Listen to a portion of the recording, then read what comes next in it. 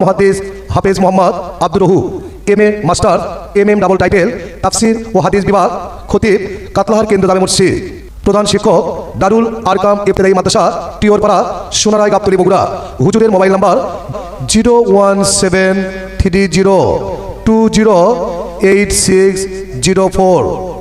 মানুষের কোটি কোটি সন্তানকে আল্লাহ পাক চয়েস করলেন না, আমি ছোট্ট ইসমাইলের জীবনকে আল্লাহ পাক রব্বুল আলামিন চয়েস করলেন। আমি খুশি মনে আল্লাহর রাহে জীবন দেওয়ার জন্য আমি প্রস্তুত রয়েছি। আমার জীবন আল্লাহর রাহে উৎসর্গ করার জন্য আমার কোনো আফসোস নেই।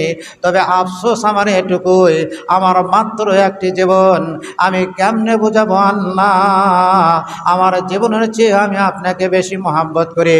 আমার মাত্র একটি জীবন, আমার যদি হাজারো জীবন থাকতো আমি হাজার বারোই আল্লাহর রাহে কুরবানি হওয়ার জন্য প্রস্তুত থাকতাম। বলেন সুবহানাল্লাহ।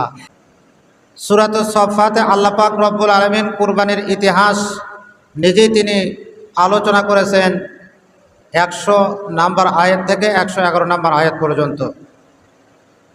ইনশাআল্লাহ আজকে সেই কুরবানি সম্পর্কে আলোচনা করব। আল্লাহ পাক যেন তৌফিক দান করেন। আল্লাহ রাব্বুল আলামিন বলেন, বিসমিল্লাহির রাহমানির রাহিম, রব্বি হাবলি মিনাস সালিহিন। আল্লাহ পাক রব্বুল আলামিন ইব্রাহিম আলাইহিস সালামের ঘটনা আমাদের সামনে উপস্থাপন করেছেন। বলেন সুবহানাল্লাহ। আল্লাহর নবী ইব্রাহিম আলাইহিস সালাম আল্লাহ পাক রব্বুল আলামিনের নিকটে তিনি প্রার্থনা করতেন, রব্বি হাবলি মিনাস সালিহিন।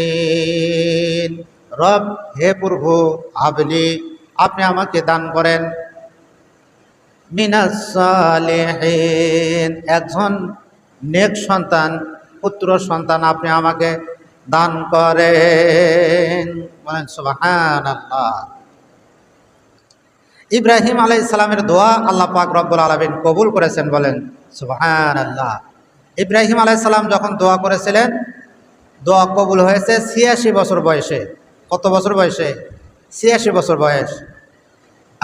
আল্লাহ রব্বুল আলামিন বলেন, ফাবাশশারনাহু বিগুলাবিন হালিম। আল্লাহ পাক রব্বুল আলামিন বলেন, মানে সুতরাং ফাবাশশারনাহু, আমি তাকে সুসংবাদ দিলাম। অর্থাৎ ইব্রাহিম আলাইহিস সালামকে আল্লাহ পাক রব্বুল আলামিন সুসংবাদ দিলেন বিগুলাবিন হালিম, সহনশীল ধৈর্যশীল একজন পুত্র সন্তানের আল্লাহ পাক ইব্রাহিম আলাইহিস সালামকে সুসংবাদ দান করলেন। বিগুলাবিন হালিম, হালিম মানে ধীরস্থির। আল্লাহর নবী ইব্রাহিম আলাইহিস সালাম যখন 86 বছর বয়সে একটি মাত্র সন্তান পেলেন, নাম হলো ইসমাইল। শেষ বয়সে দেখে যখন একটি সন্তান পাইলেন, তাহলে নিজেরাই অনুমান করে দেখেন তাকে তিনি কেমন মহাব্বত করবে, যে পৃথিবীতে সবচেয়ে বেশি মহাব্বত করবেন তার ওই সন্তানকে, এটাই স্বাভাবিক। বলেন সুবহানাল্লাহ। ফালাম্মা বালাগা মাআহু সায়া ক্বালা ইয়া বুনাইয়া ইন্নী আরা ফিল মানামি আন্নী আযবাহুকা ফানজুর মাযা তারা। অনন্তর ইব্রাহিম আলাইহিস সালামের ছেলে ইসমাইল আলাইহিস সালাম বয়স যখন তার 9 বছর পূর্ণ হলো, ইসমাইল আলাইহিস সালাম যখন পিতার সঙ্গে চলাফেরা করার বয়সে উপনীত হলেন, ফালাম্মা, অতঃপর যখন বালাগা উপনীত হলেন, মাহু সায়া, ইব্রাহিম আলাইহিস সালামের সঙ্গে যখন চলাফেরা করার বয়সে উপনীত হলেন, তাফসীরের ভিতর লেখা ইসমাইল আলাইহিস সালামের বয়স তখন 9 বছর হয়েছিল। বলেন সুবহানাল্লাহ। ফালাম্মা বালাগা মাহু সায়া, অনন্তর ইসমাইল আলাইহিসসালাম পিতার সঙ্গে যখন চলাফেরা করার বয়স উপনীত হলেন, তখন ইব্রাহিম আলাইহিসসালাম বললেন, ক্বালা ইয়া বুনাইয়া, ক্বালা ইব্রাহিম আলাইহিসসালাম বললেন, ইয়া বুনাইয়া, হে আমার পুত্র, হে আমার সন্তান, ইন্নী আরা ফিল মানামি, ইন্নী নিশ্চয় আমি, আরা মানে স্বপ্নে দেখেছি, আরা মানে দেখেছি, ফিল মানামি স্বপ্নে, আন্নী আযবাহুকা, আন্নী নিশ্চয় আমি, আযবাহুকা তোমাকে জবে করতেছি, ফানজুর মাযা তারা, এখন তোমার মতামত কি তুমি বলো। ইব্রাহিম আলাইহিস সালাম ইসমাইল আলাইহিস সালামকে বললেন যে, বেটা, হে বৎস, হে পুত্র, হে আমার প্রিয়তম সন্তান, আল্লাহ পাক তোমাকে জবে করার জন্য আদেশ করেছেন, এখন তোমার মতামত কি তুমি বলো। তাফসীরের ভিতর লেখে, আল্লাহর নবী হযরতে ইব্রাহিম আলাইহিস সালাম জিলহজ মাসের ৮ তারিখে তিনি স্বপ্নে দেখলেন। কয় তারিখে? জিলহজ মাসের ৮ তারিখে তিনি স্বপ্নে দেখলেন, ইব্রাহিম, তুমি তোমার জীবনের সবচেয়ে প্রিয় বস্তুকে আল্লাহর রাহে কুরবানি করো। রাত্রিবেলায় আল্লাহর নবী হযরতে ইব্রাহিম আলাইহিস সালাম যখন স্বপ্নে দেখলেন প্রিয় বস্তু কুরবানি করতে হবে, ইব্রাহিম আলাইহিস সালাম সকালবেলা উঠিয়া তিনি আল্লাহর রাহে ১০০টি উট তিনি কুরবানি করলেন। কয়শো উট?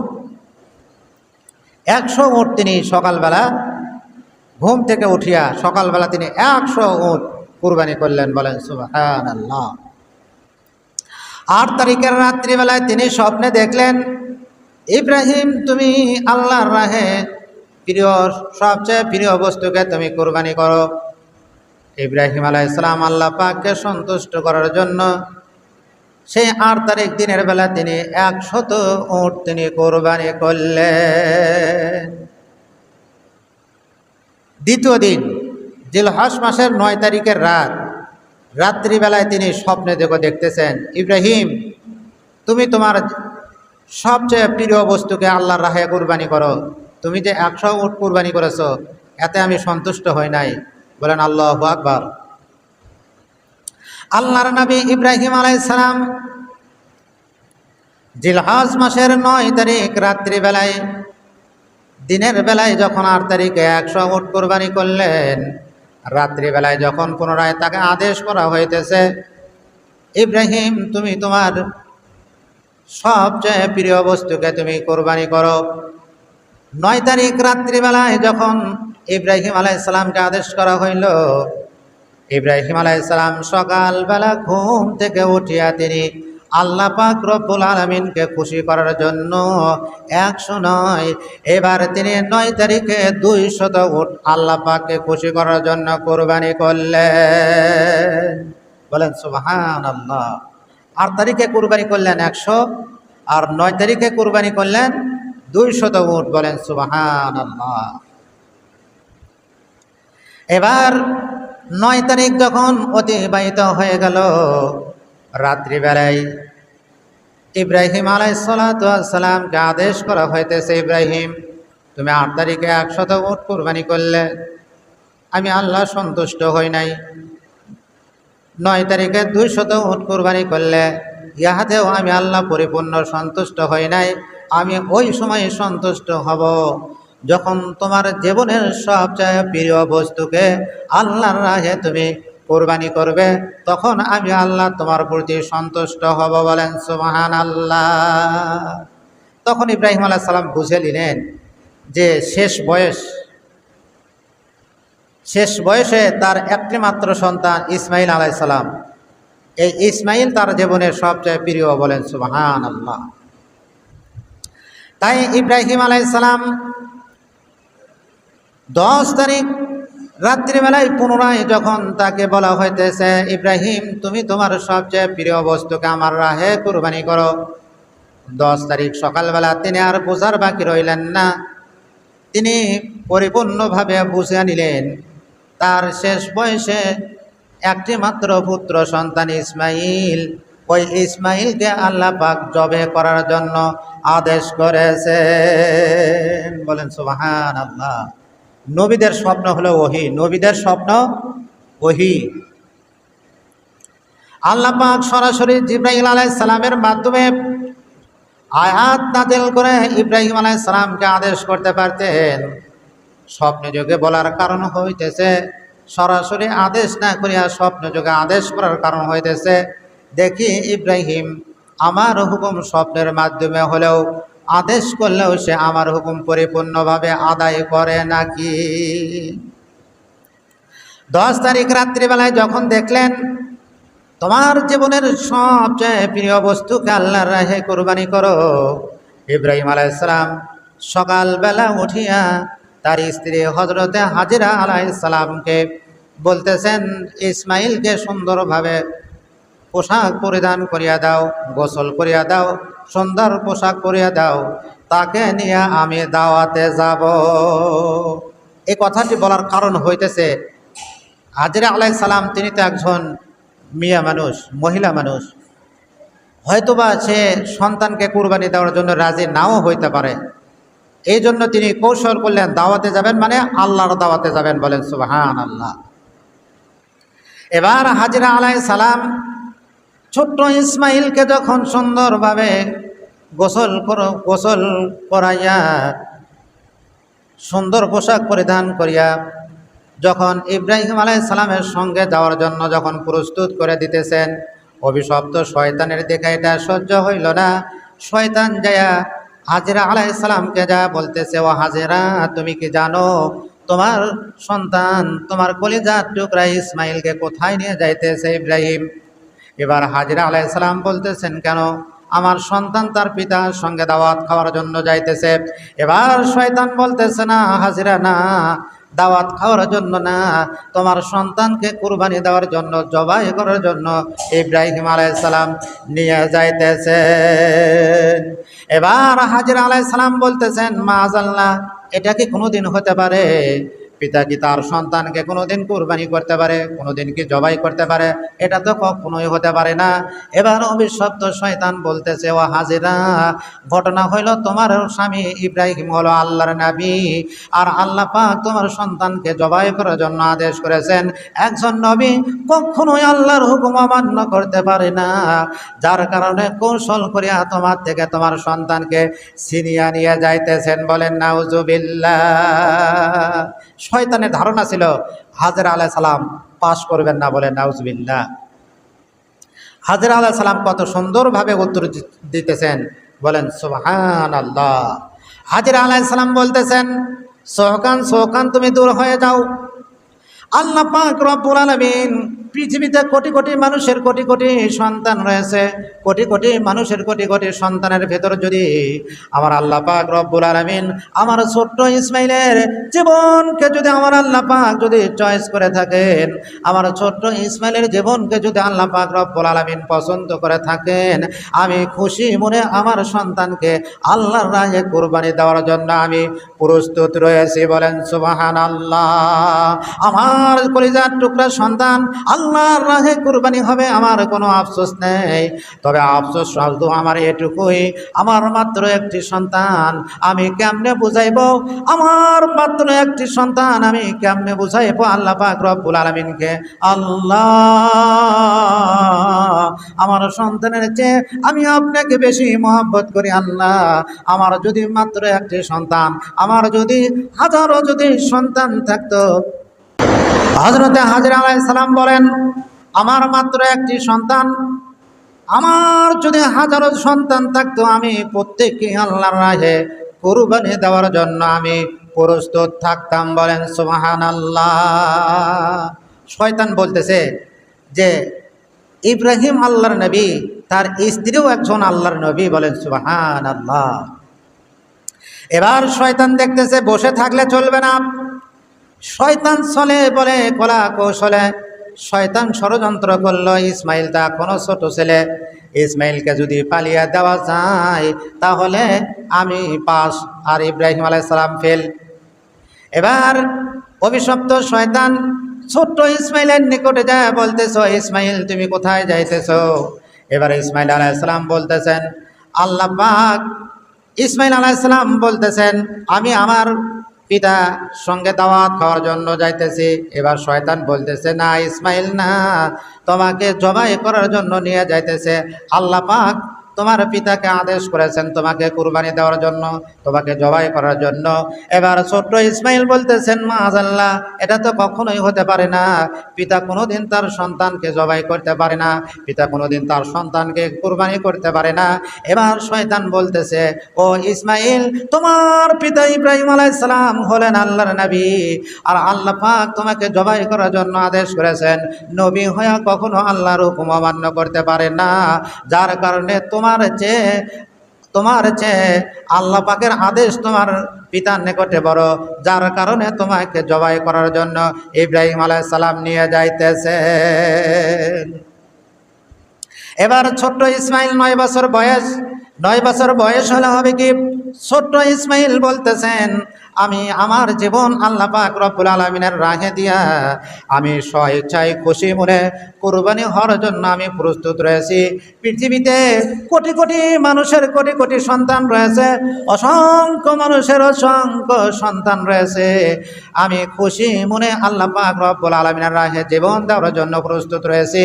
কারণ কোটি কোটি মানুষের কোটি কোটি সন্তানকে আল্লাহ পাক চয়েস করলেন না, আমি ছোট্ট ইসমাইলের জীবনকে আল্লাহ পাক রব্বুল আলামিন চয়েস করলেন। আমি খুশি মনে আল্লাহর রাহে জীবন দেওয়ার জন্য আমি প্রস্তুত রয়েছি। আমার জীবন আল্লাহর রাহে উৎসর্গ করার জন্য আমার কোনো আফসোস নেই।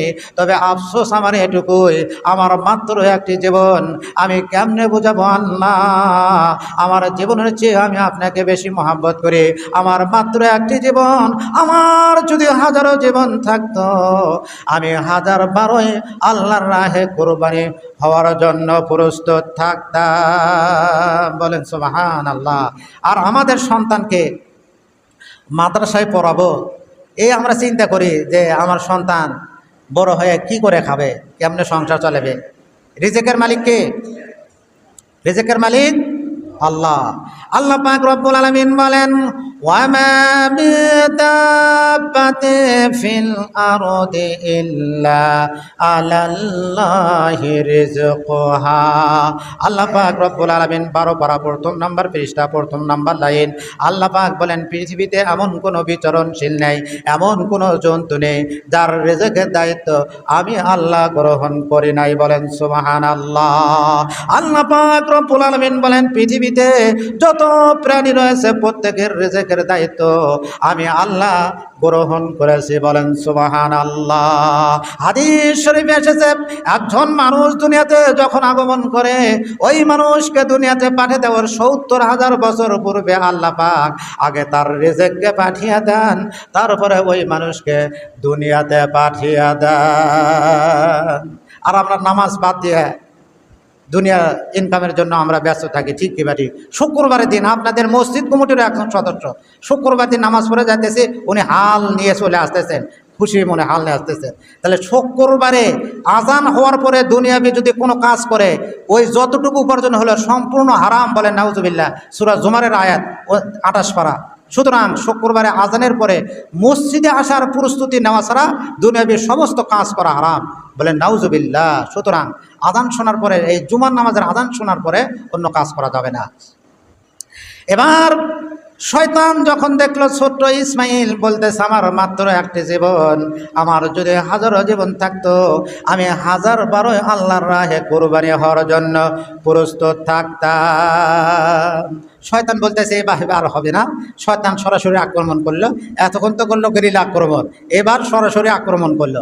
শয়তান বাধা দিল, বড় একটা তরবারি হাতে নিয়ে জমরায়ে উলা নামক স্থানে বিশাল একটা ভয়ঙ্কর রূপ ধারণ করলো ইব্রাহিম আলাইহিস সালামকে ভয় দেখানোর জন্য, যেন ইব্রাহিম আলাইহিস সালাম সামনের দিকে অগ্রসর না হয়। আল্লাহর নবী ইব্রাহিম আলাইহিস সালাম কি করলেন? আল্লাহু আকবার বলিয়া পাথর হাতে নিয়ে আল্লাহু আকবার বলিয়া শয়তানের দিকে যখন নিক্ষেপ করলেন, শয়তান আর সেখানে দাঁড়িয়ে থাকতে পারল না, দ্রুত বেগে সেখান থেকে পালিয়ে গেল। বলেন সুবহানাল্লাহ। এবার শয়তান বলতেছে, প্রথমবার যখন আমি ফেল হলাম, আর একবার একটু চেষ্টা করে দেখি। এবার জমরায়ে বুস্তা নামক স্থানে শয়তান আরো বিশাল আকার ধারণ করিয়া হাতে তরবারি নিয়া ইব্রাহিম আলাইহিস সালামকে বলতেছে, রাস্তাটা বন্ধ করে দিয়েছে, ও ইব্রাহিম তুমি যদি সামনের দিকে অগ্রসর হও তাহলে কিন্তু তোমাকে আমি ক্ষতি করে ফেলবো। বলেন নাউজুবিল্লাহ। আল্লাহর নবী ইব্রাহিম আলাইহিস সালাম তিনি আর ভয় করলেন না, আল্লাহু আকবার বলে দিয়া আরো ইমানের শক্তি দিয়া ওই শয়তানকে তিনি কঙ্কর নিক্ষেপ করলেন। বলেন সুবহানাল্লাহ। শয়তান সেখানে টিকতে পারলো না, শয়তান ফেল হয়ে চলে গেল। শয়তান বলতেছে, দুইবার যখন আমি ফেল হলাম, আর একবার একটু চেষ্টা করে দেখি। এবার শয়তান জমরায়ে আকাবা নামক স্থানে শয়তান আরো বিশাল আকার ধারণ করিয়া হাতে তরবারি নিয়ে যখন গতিপথ রোধ করে দিল, ইব্রাহিম আলাইহিস সালাম আল্লাহু আকবার ধ্বনি দিয়া আরো ইমানের জোশ নিয়ে শয়তানের দিকে যখন নিক্ষেপ করলেন, শয়তান দ্রুত বেগে সেখান থেকে পালিয়ে গেল। বলেন সুবহানাল্লাহ। এবার ইব্রাহিম আলাইহিস সালাম বলতেছেন, ক্বালা ইয়া বুনাইয়া ইন্নী আরা ফিল মানামি আন্নী আযবাহুকা ফানজুর মাযা তারা। হে আমার বৎস, আমাকে স্বপ্নে যোগে আদেশ করা হয়েছে আমি তোমাকে জবে করতেছি। ফানজুর মাযা তারা, ফানজুর মাযা তারা, মাযা তারা, এখন তোমার মতামত কি? এবার ছোট্ট ইসমাইল বলতেছেন, ক্বালা ইয়া আবাতি ফাআল মা তুমার। হে আমার পিতা, আপনাকে যা আদেশ করা হয়েছে আপনি দ্রুততা পালন করুন। সাতাজিদুনি ইনশাআল্লাহ মিনাস সাবিরিন। নিশ্চয় আপনি আমাকে ধৈর্যশীলদের অন্তর্ভুক্ত পাবেন। বলেন সুবহানাল্লাহ। ইসমাইল আলাইহিস সালাম বললেন, না আমি ধৈর্য ধরবো, তাহলে নিজের ভিতর অহংকার আসতে পারে। এই জন্য তিনি বললেন, পৃথিবীতে আরো ধৈর্যশীল আছে, আমাকে আপনি ধৈর্যশীলদের অন্তর্ভুক্ত পাবেন। বলেন সুবহানাল্লাহ। ফালাম্মা আসলামা ওয়া তাল্লাহু লিল জাবিন। ইব্রাহিম আলাইহিস সালাম ইসমাইল আলাইহিস সালামকে যখন চিৎ করে শোয়াইলেন, মুখটা মাটির দিক করিয়া যখন মাটির উপর যখন শোয়াইলেন, ফালাম্মা আসলামা ওয়া তাল্লাহু লিল জাবিন ওয়া নাদাইনাহু আইয়া ইব্রাহিম। আল্লাহ পাক বলেন, ইব্রাহিম যখন ছুরি চালাইতেছে, আমি আল্লাহ জিবরাইলের মাধ্যমে ডাক দিয়ে বললাম, ওয়া নাদাইনাহু আইয়া ইব্রাহিম, ও ইব্রাহিম তুমি দাঁড়াও। বলেন সুবহানাল্লাহ। কদ সাদাকাতার রুয়া। নিশ্চয় তুমি তোমার স্বপ্নকে বাস্তব রূপে রূপান্তরিত করেছো। ইন্না কাযালিকা নাজজিল মুহসিনিন। আমি এভাবে সৎকর্মশীলদেরকে আমি আল্লাহ প্রতিদান দিয়ে থাকি। বলেন সুবহানাল্লাহ। ইন্না হাযা লাহুয়াল বালাগুল মুবিন। নিশ্চয় আল্লাহ পাক বলেন, ইহা ছিল বড় একটি পরীক্ষা। বলেন সুবহানাল্লাহ। ওয়াফাদাইনাহু বিযিবহিন আযীম। আর ইসমাইলকে আমি আল্লাহ ছাড়িয়ে নিলাম বিযিবহিন আযীম, মহান একটি জন্তুর বিনিময়ে। বলেন সুবহানাল্লাহ। ইব্রাহিম আলাইহিস সালাম বললেন যে আমি স্বপ্নে যোগে দেখেছি তোমাকে জবাই করতেছি, এখন তোমার মতামত কি? ইসমাইল আলাইহিস সালাম বললেন, আপনি দ্রুত কাজ সম্পাদন করুন, তবে আমার শর্ত, এক নম্বর শর্ত হচ্ছে, বাবা জীবনের মায়া বড় মায়া, আপনি যখন আমার গলায় যখন ছুরি চালাইবেন, আমি হয়তো জীবন বাঁচানোর জন্য আমি ছটফট করতে পারি, আমি হয়তো এখান থেকে সরিয়ে যেতে পারি। সুতরাং আমাকে জবে করার পূর্বে আমার হাত পা শক্তভাবে বাঁধিয়া ফেলুন। দ্বিতীয় নম্বর শর্ত হচ্ছে, বাবা আপনার মাত্র একটি মাত্র সন্তান, আজকে আপনার হাতে আমি কুরবানি হয়ে যাইতেছি, সন্তানের মায়া বড় মায়া, আপনি যখন আমার গলায় যখন ছুরি চালাইবেন, আমার চেহারার দিকে তাকাইয়া আপনার হয়তো বা দয়া আসতে পারে। সুতরাং আমার গলায় যখন ছুরি চালাইবেন, আমার গলায় না ছুরি চালাইয়া আমার মুখটা মাটির দিকে করিয়া আমার ঘাড়ে আপনি ছুরি চালাইবেন। তৃতীয় নাম্বার শর্ত হচ্ছে, আমার মায়ের একটি মাত্র সন্তান, মৃত্যুর পূর্বে মা দুঃখিনীকে আমি দেখলাম না, শেষবারের মতো মাকে দেখার নসিব হইল না, জিন্দেগিতে আর মাকে দেখার নসিব হবে না। আসলের মাঠে মার সঙ্গে যখন দেখা হবে, আমার বিদায়ী সালামটা আমার মার নিকটে পৌঁছে দিবেন আর বলবেন দেখা হবে জান্নাতে। বলেন সুবহানাল্লাহ। যখন ছুরি চালাইতেছেন, ছুরি কাটতেছেন, আর রাগ করে ইব্রাহিম আলাইহিস সালাম যখন ছুরি ফেলে দিলেন, ছুরি থেকে যখন জবাব আসতেছে, ও ইব্রাহিম, আল্লাহ পাক আপনাকে আদেশ করেছেন ইসমাইলকে জবাই করার জন্য। আল্লাহ পাক আপনাকে আদেশ করেছেন আর আমাকে আদেশ করেছেন, রে ছুরি, খবরদার খবরদার আমার বন্ধু ইসমাইলের গলা কাটাতে দূরের কথা, একটা লোম পরিমাণ কাটতে পারবি না। বলেন সুবহানাল্লাহ। ছুরি বলতেছে, ইব্রাহিম, আপনার হুকুমের চেয়ে আল্লাহর হুকুম মানা অতি জরুরি। আপনি আমার প্রতি রাগান্বিত হবেন না, আমাকে ক্ষমা করে দিবেন। আপনার হুকুমের চেয়ে আল্লাহর হুকুম মানা অত্যন্ত জরুরি, যার কারণে আমি ইসমাইলের একটা পশম পরিমাণ কাটি নাই। বলেন সুবহানাল্লাহ। তো যাই হোক, যতটুকু বলা হলো, আল্লাহ পাক আজকে ইনশাআল্লাহ আলোচনা করব কাবা শরীফ কতবার ভাঙ্গিয়া নির্মাণ করা হয়েছে, সংস্কার নয়। কাবা শরীফ 10 বার ভাঙ্গিয়া পুনরায় নির্মাণ করা হয়েছে। ইনশাআল্লাহ আজকে আলোচনা করব কোন কোন বার সেটা ভাঙ্গিয়া নির্মাণ করা হয়েছে। কাবা শরীফ 10 বার ভাঙ্গিয়া নির্মাণ করা হয়েছে, কোন কোন বার নির্মাণ করা হয়েছে, এবং কাবা শরীফ সম্পর্কে কোরআনুল কারিমে কার দ্বারা কাবা ঘর নির্মাণ করে নিয়েছেন, কোন সূরা কত নাম্বার আয়াত, ইনশাআল্লাহ আজকে আলোচনা করব। আল্লাহ পাক যেন তৌফিক দান করেন, সবাই বলেন আল্লাহুম্মা আমিন। আল্লাহ রাব্বুল আলামিন গোটা পৃথিবীর মাঝামাঝি জায়গা আল্লাহ রাব্বুল আলামিন বর্তমানে যেখানে কাবা, এই কাবা শরীফ আল্লাহ রাব্বুল আলামিন গোটা পৃথিবীর মাঝামাঝি জায়গায় আমার আল্লাহ পাক কাবা শরীফ নির্মাণ করে নিয়েছে। শুধু তাই নয়, আল্লাহ রাব্বুল আলামিন এই সম্পর্কে 4 পারা আল্লাহ রাব্বুল আলামিন সূরা আল ইমরানের 96 নম্বর আয়াতে আল্লাহ রাব্বুল আলামিন বলেন, বিসমিল্লাহির রহমানির রহিম, ইন্না আউওয়ালা বাইতিন উদিআ লিন-নাসি লাল্লাযী বিবাক্কাতা মুবারাকান ওয়া হুদাল লিল আলামিন। আমার আল্লাহ পাক রব্বুল আলামিনের ইন্না বলার কোনো প্রয়োজন নেই, ইন্না মানে হলো নিশ্চয়। তারপরেও আল্লাহ পাক মানুষকে বোঝানোর জন্য, মানুষকে গুরুত্ব দিয়ে বোঝানোর জন্য আল্লাহ পাক রব্বুল আলামিন বললেন, ইন্না আউওয়ালা বাইতিন উদিআ লিন-নাসি লাল্লাযী বিবাক্কাতা মুবারাকান ওয়া হুদাল লিল আলামিন।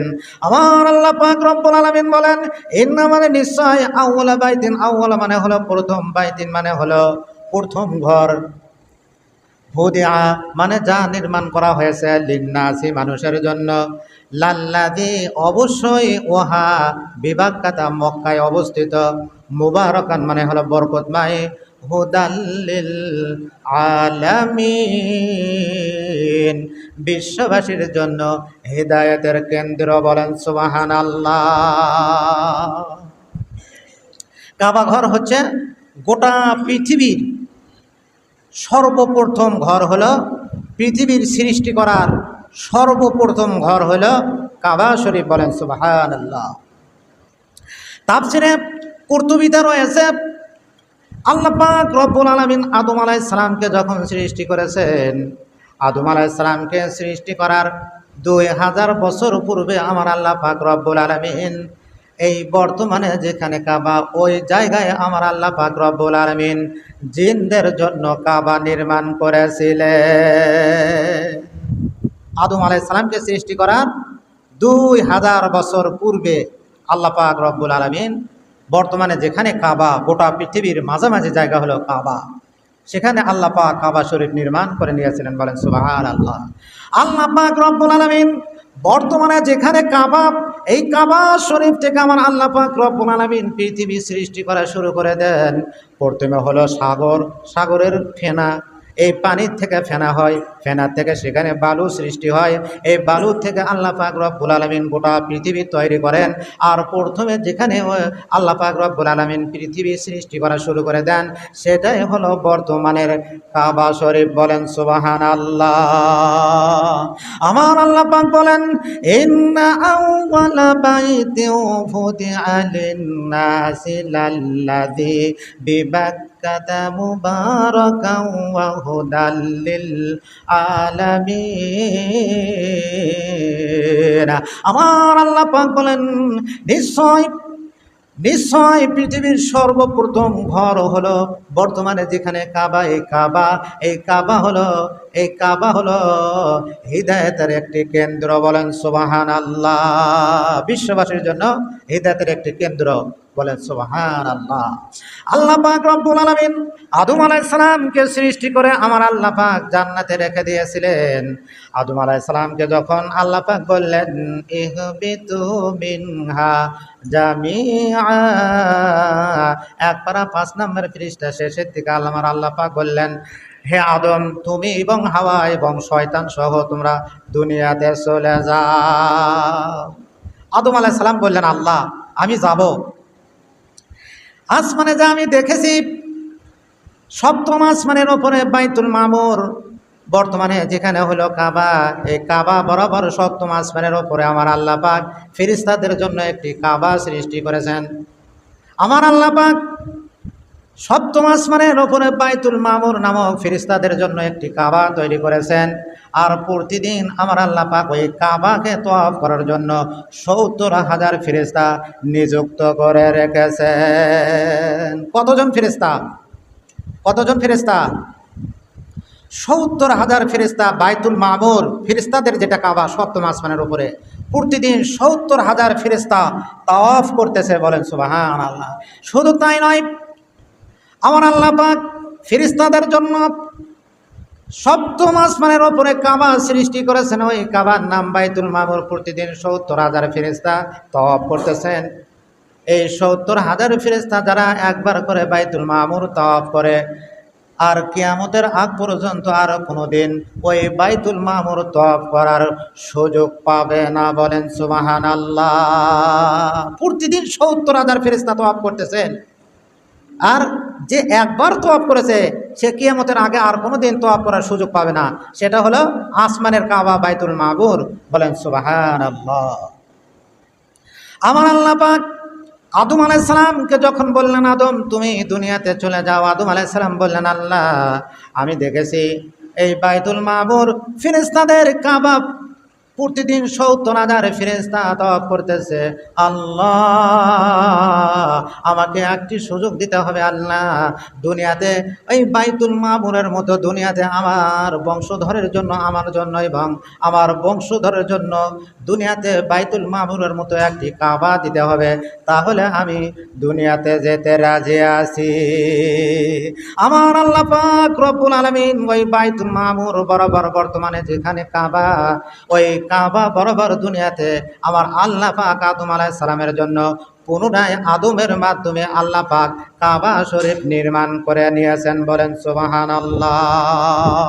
প্রথমবার কাবা আল্লাহ পাক পৃথিবী আদম আলাইহিস সালামকে সৃষ্টি করার ২০০০ বছর পূর্বে প্রথমবার কাবা আল্লাহ পাক ফেরেশতাদের মাধ্যমে তৈরি করে নিয়েছেন। পরবর্তীতে জিন এবং ফেরেশতাদের গণ্ডগোল হয়। জিনদেরকে শাস্তি দেওয়ার জন্য আল্লাহ পাক ফেরেশতা পাঠিয়ে দেন। এই জিন জাতি এত খারাপ, ফেরেশতাদের সঙ্গে যুদ্ধ করেছিল। বলেন নাউজুবিল্লাহ। সেই সময় কাবা ঘর পর্যন্ত ধ্বংস হয়ে যায়। পরবর্তীতে আল্লাহ পাক আদম আলাইহিস সালামের মাধ্যমে কাবা ঘর ভাঙ্গিয়া ওই জায়গাটুকু বরাবর আদমের মাধ্যমে নির্মাণ করে নিয়েছে। অতঃপর আল্লাহ পাক রব্বুল আলামিন আদমের ছেলে হযরত শীস আলাইহিস সালামের মাধ্যমে আমার আল্লাহ পাক বর্তমানে যেখানে কাবা, ওই কাবাকে ভাঙ্গিয়া পুনরায় নির্মাণ করে নিয়েছিলেন। বলেন সুবহানাল্লাহ। আমি আজকে আলোচনা করতে চেয়েছি কাবা ঘর 10 বার ভাঙ্গিয়া নির্মাণ করা হয়। চতুর্থবার ইব্রাহিম আলাইহিস সালামের মাধ্যমে আল্লাহ পাক রব্বুল আলামিন বর্তমানে যেখানে কাবা, সেখানে আমার আল্লাহ পাক রব্বুল আলামিন ইব্রাহিম আলাইহিস সালামকে বললেন, ওয়াইদ বাওয়ানা লিইব্রাহিমা মাকানাল বাইতি আল্লা তুশরিক বি শাইআন ওয়া তাহহির বাইতিয়া লিত-তাইফিনা ওয়াল কাইমিনা ওয়ার রুকআইস সুজুদ। আমার আল্লাহ পাক বললেন, ইব্রাহিম, পৃথিবীতে আমার জন্য একটি ঘর তুমি নির্মাণ করো। ইব্রাহিম আলাইহিস সালাম বললেন, আল্লাহ, পৃথিবীতে সমস্ত ঘর তো আপনার, সব কিছুই তো আপনার, আপনার জন্য আমি কোন ঘরটি নির্মাণ করব?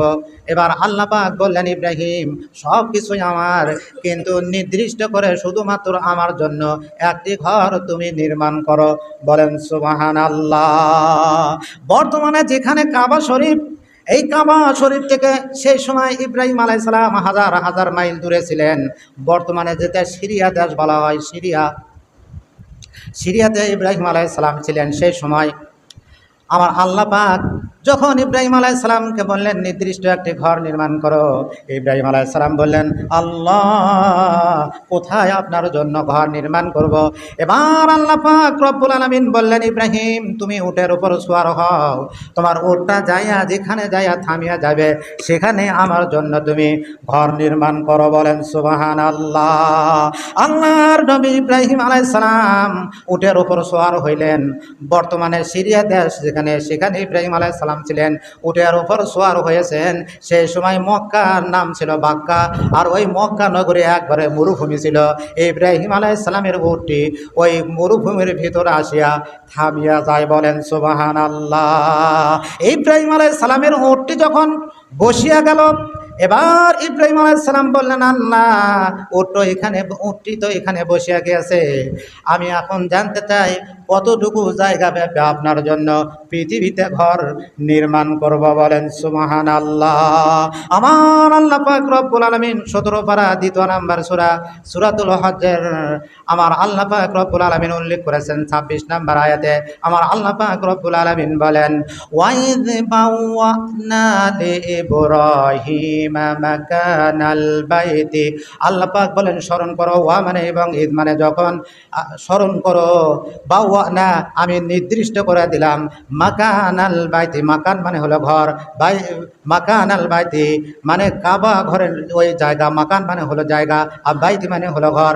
মাকানাল বাইতি, আমার আল্লাহ পাক বলেন, আমি ইব্রাহিমকে কতটুকু জায়গা ব্যাপী ঘর নির্মাণ করতে হবে, আমি আল্লাহ তাকে নির্দিষ্ট করে দিলাম, এতটুকু জায়গা ব্যাপী তুমি আমার জন্য পৃথিবীতে ঘর নির্মাণ করো। বলেন সুবহানাল্লাহ।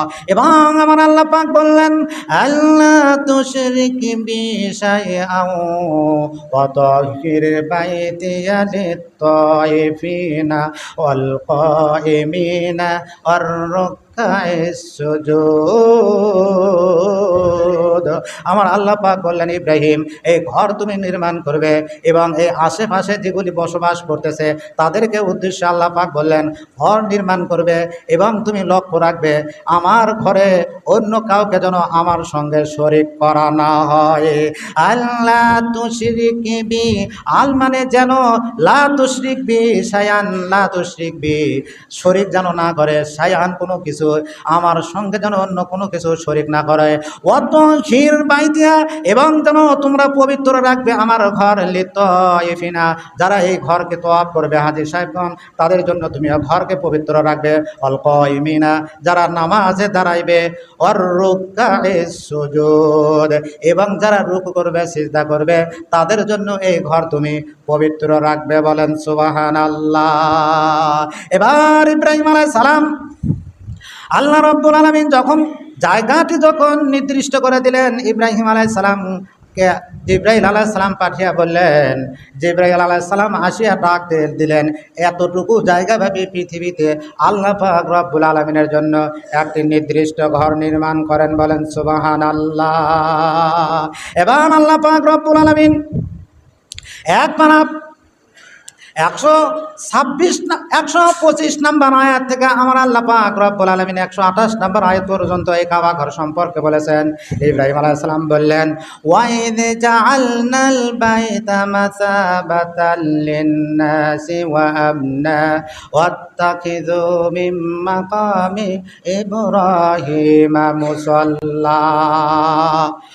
আল্লাহ পাক রব্বুল আলামিন বলেন, এই কাবা ঘরকে আমি রব্বুল আলামিন মানুষ যেন বারবার ফিরিয়ে আসে, এই কাবা ঘরের দিকে ফিরে আসে, আমি আল্লাহ সেই ব্যবস্থা করলাম। এই কাবা ঘরকে আমি রব্বুল আলামিন নিরাপদ স্থান হিসেবে গণ্য করে দিলাম। বলেন সুবহানাল্লাহ। হযরত ইব্রাহিম আলাইহিস সালাম যখন কাবা ঘর নির্মাণ করবেন, ওয়াইয ইয়ারফাউ ইব্রাহিমুল কওয়াইদা মিনাল বাইতি ওয়া ইসমাঈল রাব্বানা তাকাব্বাল মিন্না ইন্নাকা আনতাস সামিউল আলিম। ইব্রাহিম এবং ইসমাঈল আলাইহিস সালাম যখন কাবা ঘর নির্মাণ করা যখন শুরু করলেন, তখন তারা বললেন, রব্বানা, হে আমাদের প্রভু, তাকাব্বাল মিন্না, তাকাব্বাল, রব্বানা আওয়ার লর্ড, তাকাব্বাল মিন্না, accept this service from us, ইন্নাকা আনতাস সামিউল আলিম, for the art the all hearing the all knowing. Ibrahim আলাইহিস সালাম এবং ইসমাঈল আলাইহিস সালাম যখন কাবা ঘর নির্মাণ করা শুরু করলেন, তখন কাবা ঘর নির্মাণ করা যখন শেষ হয়ে গেল, কাবা ঘর ধরিয়া কাঁদিয়া কাঁদিয়া বলতেছেন, আল্লাহ, রব্বানা, হে আমাদের প্রভু, তাকাব্বাল, আপনি কবুল করেন, মিন্না, আমাদের এই কাজকে, ইন্নাকা, নিশ্চয় আপনি, ইন্না মানে নিশ্চয়, কা মানে আপনি, আনতাস সামিউল আলিম, আপনি সব কিছু শোনেন এবং সব কিছু দেখেন। বলেন সুবহানাল্লাহ। ইব্রাহিম আলাইহিস সালাম, ইসমাঈল আলাইহিস সালাম যখন আল্লাহ পাক রব্বুল আলামিন জিবরাইলের মাধ্যমে ওই জায়গাটুকু আল্লাহ পাক রব্বুল আলামিন যখন নির্দিষ্ট করে দিলেন, ডাক দিয়ে দিলেন, ইব্রাহিম আলাইহিস সালাম বললেন, আল্লাহ, কোন পাহাড়ের পাথর দ্বারা আপনার জন্য পৃথিবীতে আপনার ঘর নির্মাণ করব? আল্লাহ পাক রব্বুল আলামিন জানিয়ে দিলেন, হে ইব্রাহিম, 5টি পাহাড় থেকে পাথর সংগ্রহ করিয়া পৃথিবীতে এই কাবা ঘর নির্মাণ করার জন্য তুমি আমার কাজে তুমি লাগিয়ে দাও। তার ভিতর আবু কুরাইশ পাহাড়, কায়কাআন পাহাড়, তুর পাহাড়, সাফা পাহাড়, মারওয়া পাহাড়। ইব্রাহিম আলাইহিস সালাম বললেন, আল্লাহ, এই কাবা থেকে তুর পাহাড় হাজার হাজার মাইল দূরে, আমি যদি সেখান থেকে পাথর সংগ্রহ করতে যাই আল্লাহ, তাহলে তো আমার জিন্দেগি শেষ হয়ে যাবে, কিয়ামত মনে হয় শুরু হয়ে যাবে, তবুও তো আপনার ঘর নির্মাণ করা আমি শেষ করতে পারবো না। এবার আল্লাহ পাক রব্বুল আলামিন বললেন, ইব্রাহিম, তোমার কাজের জন্য আমি আল্লাহ তোমাকে সহযোগিতা করব। জিবরাইল আলাইহিস সালামকে পাঠিয়ে দিলেন। জিবরাইল আলাইহিস সালাম অল্প সময়ের ভিতরে 5টি পাহাড় থেকে পাথর তিনি সংগ্রহ করে দিলেন। বলেন সুবহানাল্লাহ। এবার ইব্রাহিম আলাইহিস সালাম বলতেছেন, আল্লাহ, কাবা ঘরের দেয়াল তো আমি নির্মাণ করব, মশলার প্রয়োজন, গাঁথুনি দিতে মশলার প্রয়োজন, সিমেন্টের প্রয়োজন, বালুর প্রয়োজন, ঠিক কি ঠিক? বালুর প্রয়োজন না, সিমেন্টের প্রয়োজন না। আমার আল্লাহ পাক বললেন, ইব্রাহিম, আমি আল্লাহ তোমার মাধ্যমে শুধু নির্মাণ করে নিতেছি, আমার কুদরতি খেলা তুমি দেখো, একটি পাথরের উপর আর একটি পাথর তুমি রাখিয়ে দিবে, আর মাঝখানে জয়েন্ট লাগবে, আমি আল্লাহর কুদরতি হাত দ্বারা জয়েন্ট লাগিয়ে দিব। বলেন সুবহানাল্লাহ। ইব্রাহিম আলাইহিস সালাম, ইসমাঈল আলাইহিস সালাম লিভার হিসেবে কাজ করেছেন। ইব্রাহিম আলাইহিস সালাম তিনি মিস্ত্রির যে কাজটি তিনি করেছেন। ইব্রাহিম আলাইহিস সালাম একটি পাথরের উপর আর একটি পাথর যখন রাখিয়ে দিয়েছেন, সঙ্গে সঙ্গে মাঝখানে কোনো মশলার প্রয়োজন হয় নাই, আল্লাহ পাকের কুদরতিভাবে জয়েন্ট লাগে গিয়েছে। বলেন সুবহানাল্লাহ। এবার দেয়াল যখন নির্মাণ করা হয়, উপরের দিকে যখন নির্মাণ করা হয়, তখন কি ওই চরাটের ব্যবস্থা করতে হয় কিনা? চরাটের ব্যবস্থা করতে হয়। আমার আল্লাহ পাক বললেন, ও ইব্রাহিম, তোমার কোনো চরাটের প্রয়োজন নাই, উপরে যে দাঁড়াইবে কোনো কিছুর প্রয়োজন নাই। ওয়াত্তাখিযু মিন মাকামি ইব্রাহিমা মুসাল্লা। একবারে 126 নম্বর পৃষ্ঠা 126 নম্বর আয়াত এবং সূরা আল ইমরানের 97 নম্বর আয়াতে ওই মাকামে ইব্রাহিম সম্পর্কে আমার আল্লাহ পাক বলেছেন, মাকামে ইব্রাহিম হলো, আমার আল্লাহ পাক বললেন, ওই পাথরের উপর দাঁড়াও, ওই পাথর তোমাকে লিফটের কাজ দিয়ে দিবে। বলেন সুবহানাল্লাহ। ইব্রাহিম আলাইহিস সালাম একটি পাথর যখন গাঁথেন আর একটি পাথর যখন রাখিয়ে দেন, উপরে যখন যাওয়ার প্রয়োজন হয় ওই পাথরটি তাকে উপরের দিকে শূন্যের দিকে ভাসিয়ে তোলেন। বলেন সুবহানাল্লাহ। যেহেতু সময় শেষ, একবারে অল্প সময়ের ভেতর শেষ কথাটা বলে দেই। ইব্রাহিম আলাইহিস সালাম যখন কাবাঘর নির্মাণ করা শেষ করলেন, দরজাটি লাগাইলেন পশ্চিম পাশে, অটোমেটিক দরজাটি পূর্ব পাশে আসিয়া সেট হয়ে যায়। ইব্রাহিম আলাইহিস সালাম 3 বার চেষ্টা করলেন, 3 বারে পূর্ব দিকে আসিয়া যখন সেট হয়ে যায়, এবার ইব্রাহিম আলাইহিস সালাম বললেন, আল্লাহ আমি তো দরজা পশ্চিম সাইডে সেট করি, আর আপনার কুদরতিভাবে আপনার কোনো ইশারা আছে যার কারণে পূর্ব দিকে আসে সেট হয়ে যাইতেছে, আর কারণ কি? এবার আল্লাহ পাক রব্বুল আলামিন বললেন, ইব্রাহিম রে, এই কাবার পশ্চিম এলাকার লোক হবে বেশিরভাগ বেদিন বেঈমান, যার কারণে তারা হবে অমুসলিম আর তারা হবে জাহান্নামী, আর পূর্ব এলাকার বেশিরভাগ লোক হবে দিনদার ইমানদার জান্নাতি মুসলমান, যার কারণে আমি আল্লাহ পূর্ব দিকে এই কাবা ঘরের দরজাটা লাগানো আমি আল্লাহ পছন্দ করতেছি। বলেন সুবহানাল্লাহ। আজকে আলোচনা করলাম 10 বার কাবা ঘর ভেঙে নির্মাণ করা হয়েছে, 4 বারের আলোচনা করলাম, আরো 6 বার আছে। এই 6 বার আলোচনা করলে তো 2টা পার হয়ে যাবে, যেহেতু সময় শেষ। অতঃপর আল্লাহ পাক রব্বুল আলামিন বললেন, ওয়াযিন ফিন নাসি বিল হাজ্জি ইয়াতুকা রিজালান ওয়া আলা কুল্লি দামিরিন ইয়াতিনা মিন কুল্লি ফাজ্জিন আমিক। হে ইব্রাহিম, তুমি হজের জন্য মানুষকে আহ্বান করো, দেখবা তোমার আহ্বান শুনিয়া মানুষ পায়ে হেঁটে আসবে, উটের উপর সোয়ার হয়ে আসবে দূর দূরান্ত থেকে। তা যাই হোক, আল্লাহ পাক রব্বুল আলামিন সূরাত আল ইমরানের 97 নম্বর আয়াতে আমাদের প্রতি হজকে ফরজ করে দিয়েছেন। যে ব্যক্তি, আল্লাহর রাসূল বলেন, আল হাজ্জু মাবরুরুন লাইসা লিল জাযা ইল্লাল জান্নাহ, যে ব্যক্তি হজ্জে মাবরু, হজ্জে আকবর করবে, হজটা যদি কবুল হয়, একটি কবুল হজ্জের বিনিময় জান্নাত ছাড়া অন্য কিছু নয়। বলেন সুবহানাল্লাহ। অর্থাৎ আপনি হজ করলেন, হজটা যদি কবুল হয় তার বিনিময়ে আল্লাহকে জান্নাত দিতে হবে। বলেন সুবহানাল্লাহ। ইনশাআল্লাহ আমরা নিয়ত করে নেই, যাদের সমর্থন আছে জিন্দেগিতে বেঁচে থাকতে আমরা দ্রুত হজ আদায় করার চেষ্টা করব। আল্লাহ পাক রব্বুল আলামিন আমাদের সবাইকে হজে মাবরুর করার তৌফিক দান করুন, হজ্জে আকবর করার তৌফিক দান করুন। সবাই বলেন আল্লাহুম্মা আমিন। যারা সুন্নত পড়েন না, সুন্নত পড়ার সময় দাও। আউযু বিল্লাহি মিনাশ শাইতানির রাজিম। বিসমিল্লাহির রহমানির রহিম। وَإِذْ جَعَلْنَا الْبَيْتَ مَثَابَةً لِلنَّاسِ وَأَمْنًا وَاتَّخِذُوا مِن مَّقَامِ إِبْرَاهِيمَ مُصَلًّى وَاتَّخِذُوا مِن مَّقَامِ إِبْرَاهِيمَ مُصَلًّى وَعَهِدْنَا إِلَى إِبْرَاهِيمَ وَإِسْمَاعِيلَ أَن طَهِّرَ بَيْتِيَ لِلطَّائِفِينَ وَالْعَاكِفِينَ وَالرُّكَّعِ السُّجُودِ وَإِذْ قَالَ إِبْرَاهِيمُ رَبِّ اجْعَلْ هَذَا بلدا آمنا وارزق أهله من الثمرات من آمن منهم بالله واليوم الآخر قال ومن كفر فأمتعه قليلا ثم أضطره إلى عذاب النار وبئس المصير. وقال الله تعالى إن أول بيت وضع للناس للذي ببكة مباركا وهدى للعالمين فيه آيات بينات مقام إبراهيم ومن دخله كان آمنا ওয়ালিল্লাহি আলান নাসি হিজ্জুল বাইতি মান ইসতাতাআ ইলাইহি সাবিলা ওয়া মান কাফারা ফা ইন্নাল্লাহা গনিয়্যুন আনিল আলামিন।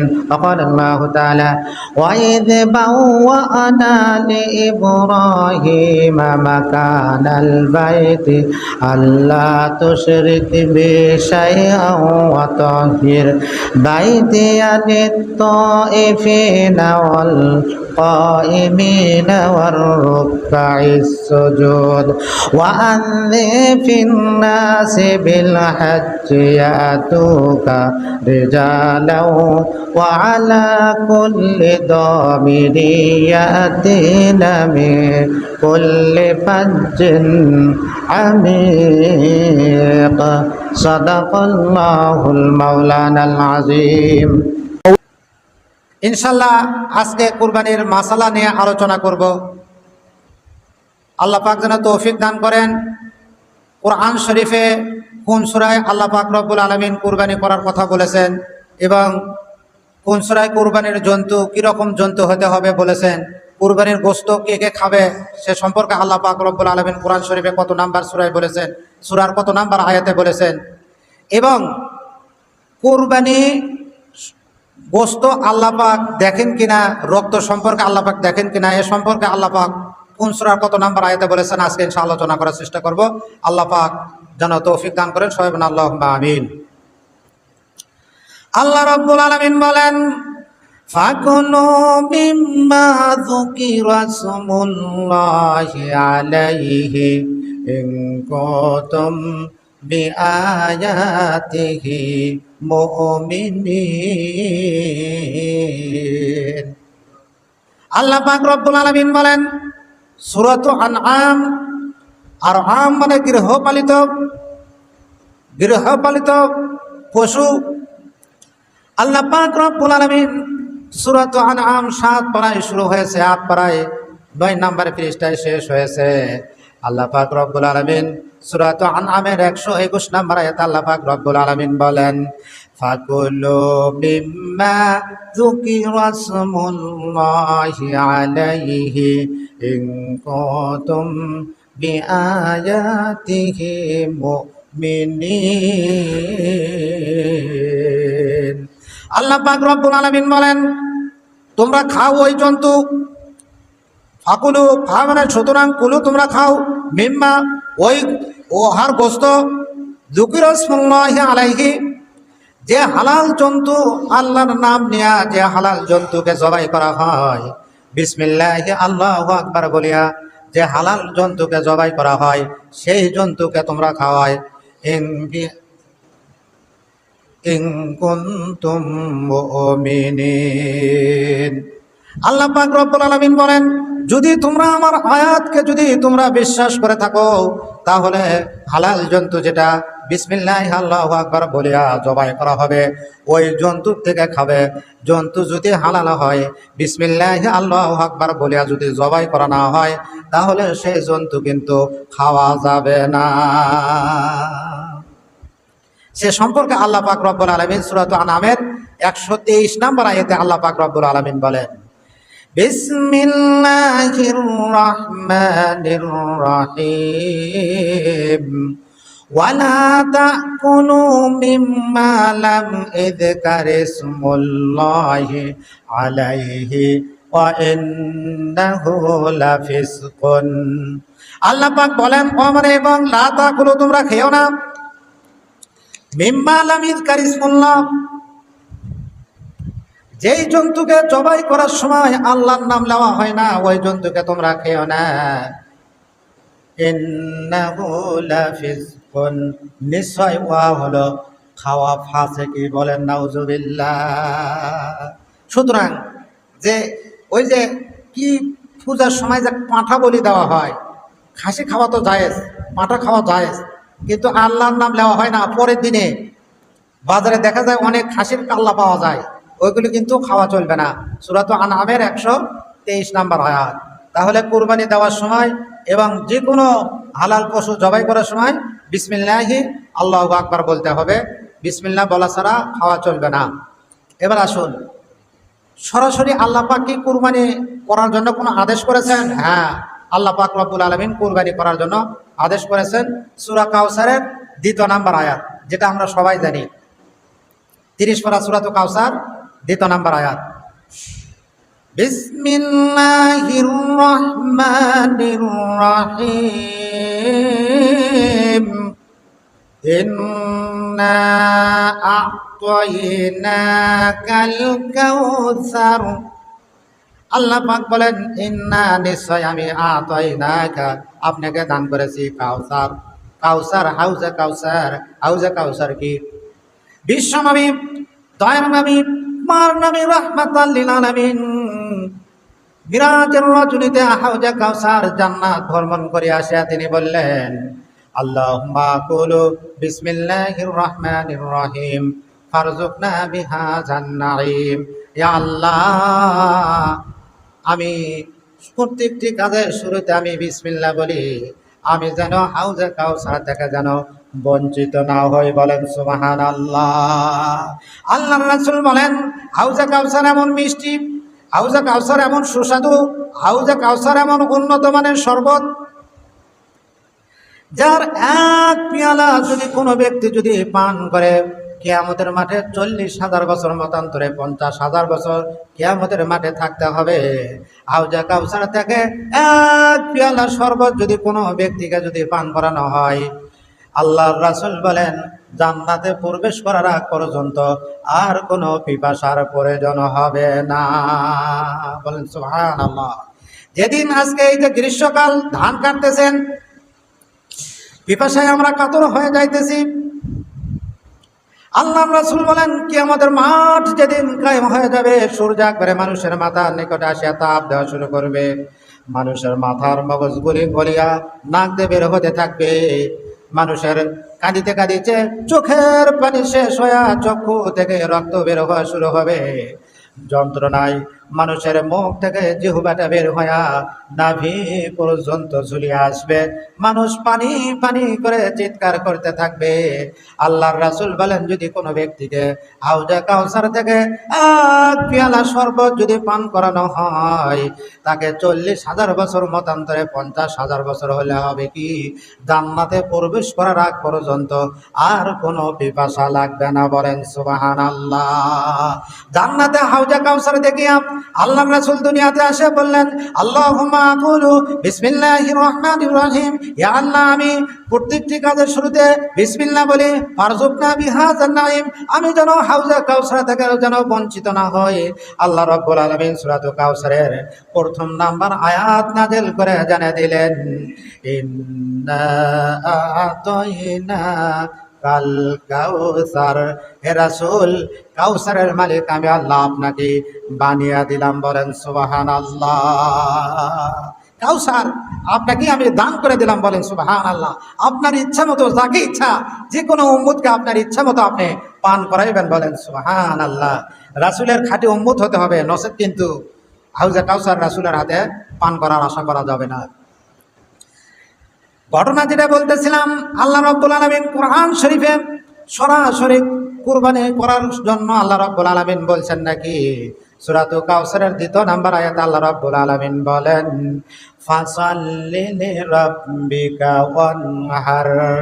তোমরা আল্লাহর সন্তুষ্ট করার জন্য, তোমার রবের সন্তুষ্ট অর্জনের জন্য, ফাসাল্লি, তোমরা নামাজ আদায় করো, রব্বিকা, তোমার রবের সন্তুষ্ট আদায় করার জন্য, ওয়ানহার, এবং তোমরা কুরবানি করো। বলেন সুবহানাল্লাহ। তাহলে আজকে আমরা জানতে পারলাম সূরা আনআমের 161 নম্বর আয়াত, যে কোনো হালাল বস্তু বিসমিল্লাহ আল্লাহু আকবার বলে জবাই করতে হবে। 23 নম্বর আয়াত, 123 নম্বর আয়াতে আল্লাহ রাব্বুল আলামিন বলেন, যেটা আল্লাহর নামে জবাই করা হয় না, হালাল বস্তু হওয়ার পরেও সেটা খাওয়া হারাম, ফাসেকি, এবং কুরবানি করতে হবে। আল্লাহ রাব্বুল আলামিন সরাসরি আদেশ করলেন সূরা কাউসারের 2 নম্বর আয়াত। আল্লাহ রাব্বুল আলামিন বলেন 17 পারা সূরাতুল হজ্জের 28 নম্বর আয়াতে আল্লাহ রাব্বুল আলামিন বলেন, লিয়াশহাদু মানাফিআ লাহুম ওয়া ইয়াযকুরু ইসমাল্লাহি في أيام معلومات على ما رزقهم من بهيمة الأنعام فكلوا منها وأطعموا البائس الفقير আল্লাহ রাব্বুল আলামিন বলেন কুরবানির জন্তু কেমন হতে হবে সে সম্পর্কে আল্লাহ রাব্বুল আলামিন 17 পারা সূরাতুল হজ্জের 28 নম্বর আয়াতে আল্লাহ রাব্বুল আলামিন বলেন এই আয়াতের ভিতর আল্লাহ পাক আরো একটু ইশারা দিয়েছেন কুরবানি কি শুধু একদিন নাকি 3 দিন কুরবানি কয় দিন একদিন নাকি 3 দিন প্রথম দিনটা বেহতর প্রথম দিনটা বেশি উত্তম কারণ বশত প্রথম দিন না পালে দ্বিতীয় দিন না পালে তৃতীয় দিন 3 দিন পর্যন্ত কুরবানি চলবে এ সম্পর্কে আল্লাহ পাক একটু ইশারা দিয়েছেন আল্লাহ রাব্বুল আলামিন বলেন লিয়াশহাদু মানাফিআ লাহুম ওয়া ইয়াযকুরু ইসমাল্লাহি আলা মা ওয়া ইয়াযকুরু ইসমাল্লাহি ফি আইয়ামিম মা'লুমাতিন আলা মা রাযাকাহুম মিন বাহিমাতিল আনআম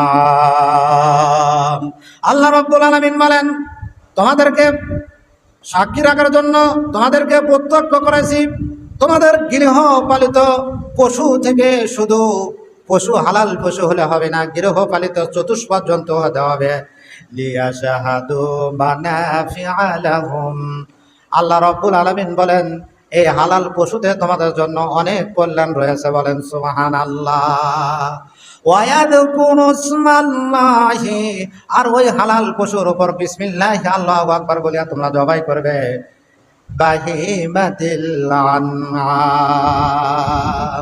বাহিমাতিল আনআম বাহিমাত হলো গৃহপালিত বাহিমাত হলো চতুষ্পদ জন্তু আনআম মানে গৃহপালিত যদি হরিণ হয় অথবা বন্য গরু হয় নীল গাই হয় বন্য গরু হয় সেটা কিন্তু কুরবানি চলবে না হরিণ হয় আপনার টাকা আছে যে বেশি টাকা দিয়ে হরিণ কুরবানি দিবেন সেটা কিন্তু চলবে না আল্লাহ পাক বলছেন আনাম গৃহপালিত হতে হবে লিয়াশহাদু মানাফিআ লাহুম ওয়া ইয়াযকুরু ইসমাল্লাহি ফি আইয়ামিম মা'লুমাতিন ফি আইয়ামিম মা'লুমাত মানে কুরবানির নির্দিষ্ট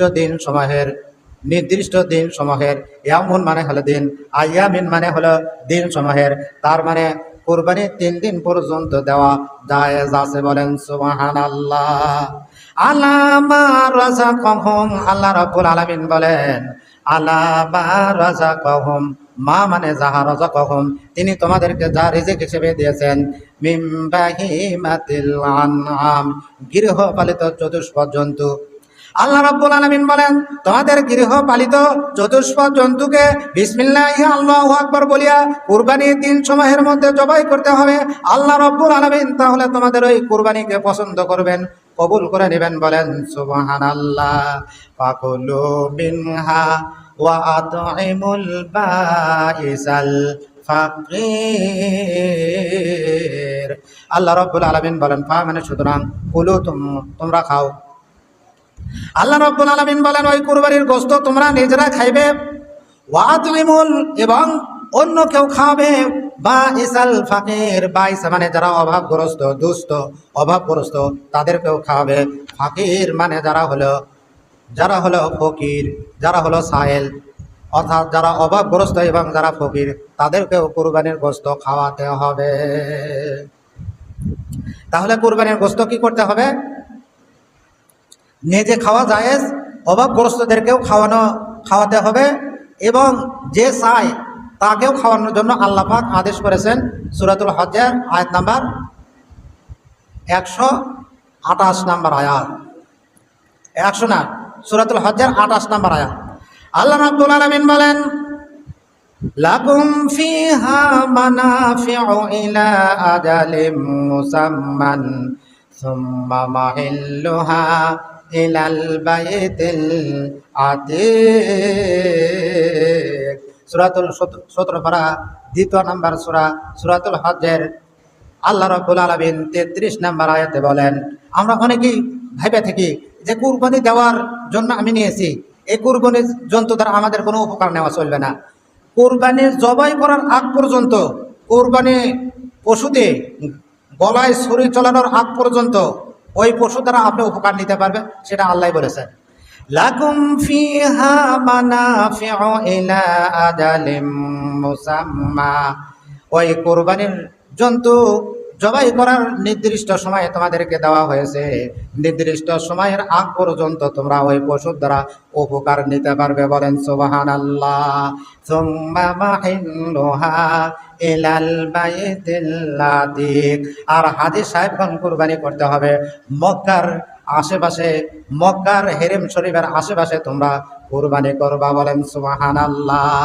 সুম্মা অতঃপর মাহিল্লুহা, ওই কুরবানির জন্তুকে কুরবানি করতে হবে ইলাল বাইতিল আতিক, কাবা ঘরের নিকটে, অর্থাৎ মক্কার নিকটবর্তী যেখানে নির্দিষ্ট জায়গা রয়েছে সেখানে হাজী সাহেবদের জন্য কুরবানি করতে হবে। বলেন সুবহানাল্লাহ। উনি হজ করলেন মক্কায়, আপনি বাংলাদেশ থেকে কুরবানি করবেন সেটা কিন্তু চলবে না। তাহলে আমরা জানতে পারলাম কুরবানি করার জন্য আল্লাহ পাক সূরা কাউসার 2 নম্বর আয়াতে বলেছেন। এবং গৃহপালিত পশু হতে হবে।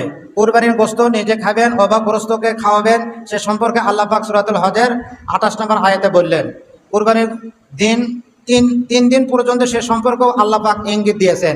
কুরবানির জন্তু দ্বারা আমরা কুরবানি করার আগ পর্যন্ত উপকার নিতে পারবো, সে সম্পর্কে আল্লাহ পাক সূরাতুল হজের 33 নম্বর আয়াতে আল্লাহ পাক রব্বুল আলামিন বললেন। এখন বিষয় হলো, কুরবানি কি শুধু আমাদের ওপর নাকি পূর্ববর্তী উম্মতদের প্রতিও আল্লাহ পাক আদেশ করেছিলেন? এ সম্পর্কে আল্লাহ পাক বলেছেন সূরাতুল হজের 34 নম্বর আয়াত। আল্লাহ রাব্বুল আলামিন বলেন, ওয়ালিকুল্লি উম্মাতিন জাআলনা মানসাকাল লিয়াযকুরুসমাল্লাহি আলা মা রাযাকাহুম মিন বাহিমাতিল আনআম ফাইলাহুকুম ইলাহুম ওয়াহিদুন ফালাহু আসলিমু ওয়াবাশশিরিল মুখবিতিন।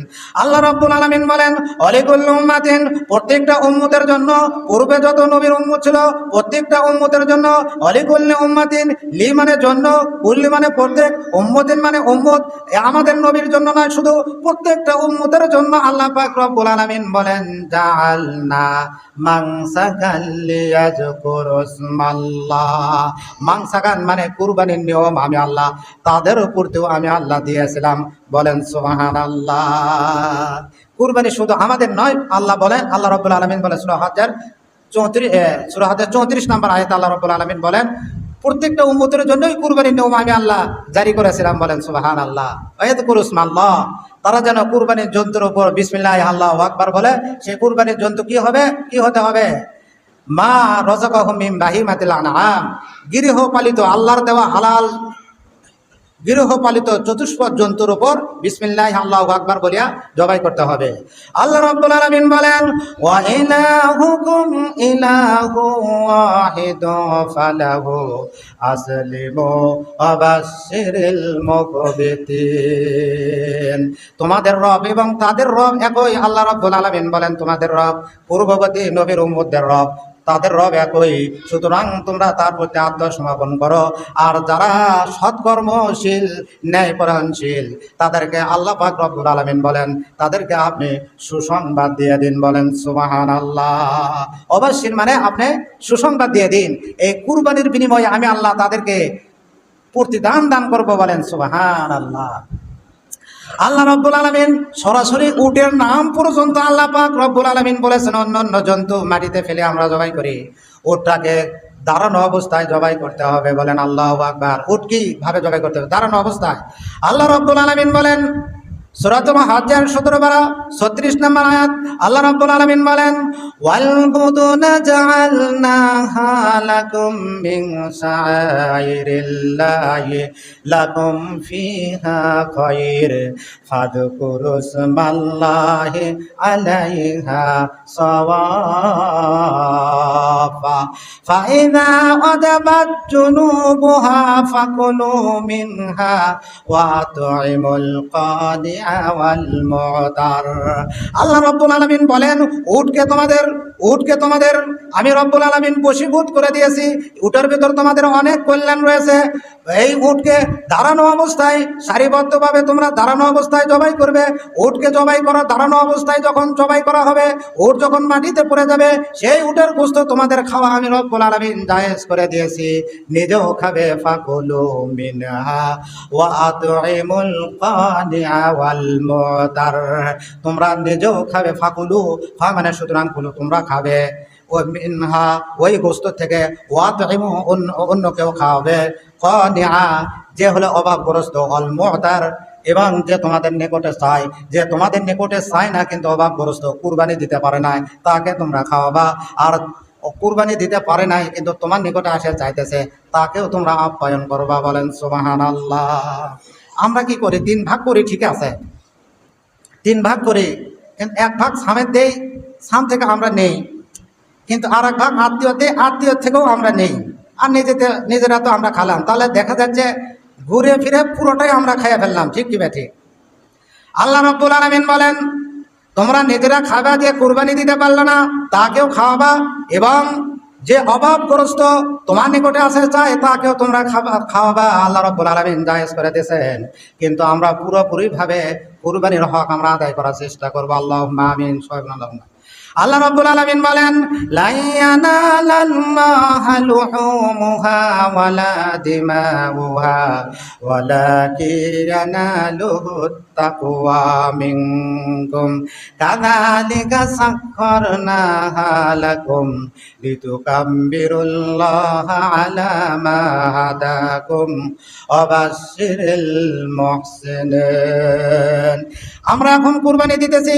কুরবানি দেওয়ার পূর্বে, এটা হলো সূরাতুল হজ্জের 37 নম্বর আয়াত, কুরবানির আয়াতটি নাযিল হওয়ার পূর্বে মুসলমানগণ সর্বপ্রথম যখন হজ করতে আসলেন, মদিনা থেকে যখন মক্কা শরীফে মুসলমানগণ সর্বপ্রথম যখন হজ করতে আসলেন, ওই মুসলমানগণ হজ করার পূর্বে আগের জামানার মানুষেরা মক্কাতে হজ করত, কুরবানিও তারা করত।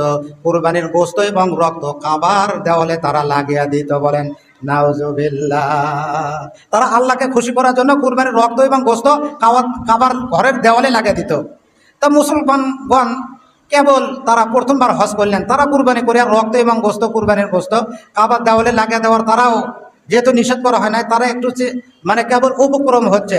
আল্লাহ রাব্বুল আলামিন বলে দিলেন লা ইয়ানালাল্লাহু লুহুমুহা ওয়ালা দিমাউহা ওয়ালাকিন ইয়ানালুহুত তাকওয়া মিনকুম। আল্লাহ রাব্বুল আলামিন বলেন আমি আল্লাহ কুরবানির রক্ত দেখি না, কুরবানির গোশত, কুরবানির জন্তুর গোশত দেখি না, আমি আল্লাহ দেখি তোমাদের অন্তরের তাকওয়া, তোমাদের খোদাভীতি। আল্লাহ রাব্বুল আলামিন বলেন হে রাসূল, আপনি সুসংবাদ দিয়ে যান, যারা সুন্দর রূপে ভালো আমল করে তাদের বিনিময় আমি আল্লাহ তাদেরকে দান করব। বলেন সুবহানাল্লাহ। কুরবানির জন্তু কেমন হতে, যেহেতু একবারে সময় শেষ, আজকে আর বলা গেল না, সামনে ইনশাআল্লাহ কুরবানি সম্পর্কে আলোচনা করব।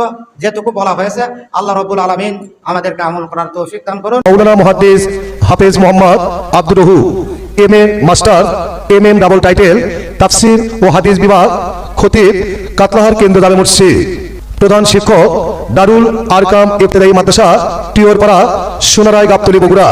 হুজুরের মোবাইল নাম্বার 01730208604।